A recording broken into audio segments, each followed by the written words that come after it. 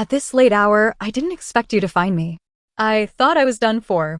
Now, let me guess, your left foot is resting on your right. If I got it right, make a sound. If not, jump into the comments and let me see how many night owls are still awake. When I saw Sean again, he was still on his journey around the world. Not even the biting cold could stop him. Just as his energy was about to run out, he stumbled upon a fallen tree, a discovery that lifted his spirits. After careful inspection, he decided it was the perfect place to settle down. Setting his backpack aside, he got straight to work, planning to build a shelter with the tree as his foundation. His first task was to clear the snow off the massive trunk. Since he was the only one staying there, he didn't need a large foundation. A few swift strokes later, he had an open space ready. To ensure sunlight reached him the next morning, he filled the gap under the trunk with rocks. Luckily, winter offered an abundance of deadwood, making material collection effortless. For the smaller gaps, he used moss as insulation. Next came the main structure. He carved out grooves at the base of the tree, allowing logs to fit snugly between the roots and the trunk.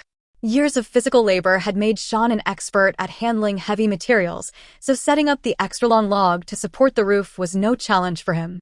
But in the harsh cold, the biggest priority was warmth. Without hesitation, he dug out an area for a fire pit. Staying warm was key to survival. Gathering dry branches, he built a fire, squatting beside it to absorb its warmth. Once his body temperature stabilized, he resumed work on the walls. One by one, he carried moss-covered logs, stacking them tightly together. For over 2.5 hours, he worked tirelessly, his breath turning to mist in the cold air. Exhausted but determined, he spread cedar branches inside the shelter.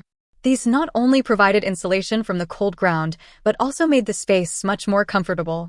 After a short rest, he continued building, arranging logs so their tops leaned toward the center, forming a triangular entrance.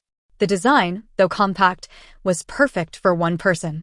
Lying inside, Sean tested his shelter. It was small but sturdy. But the fire was burning out, and he knew he needed more wood to last the night. Braving the cold once again, he gathered enough firewood before returning to his refuge.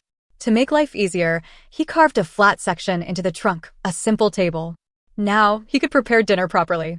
While waiting for the food to cook, he sealed every gap in the logs with moss and stones, ensuring no cold wind would creep in. By the time he finished, his meal was ready: 2 sizzling slices of pork belly, topped with fresh onions, alongside 2 eggs roasted directly over the charcoal fire. Simple, yet delicious in the wilderness. With a full stomach, Sean built a small windbreak wall in front of the fire using short logs. As everything was finally in place, he found himself with nothing to do but entertain himself. The exhaustion of the day weighed on him, and as he sat at the entrance of his shelter, he looked almost pitiful in the dim light. Before he knew it, fatigue overtook him, and he fell into a deep sleep. The next morning, the crisp chirping of birds woke him up. He added more firewood to keep the flames alive, washed his face with drinking water, and boiled a pot of hot tea. His breakfast was simple: heated canned food and leftovers from the night before. But in this peaceful retreat, away from the noise of the world, even the simplest meal felt special.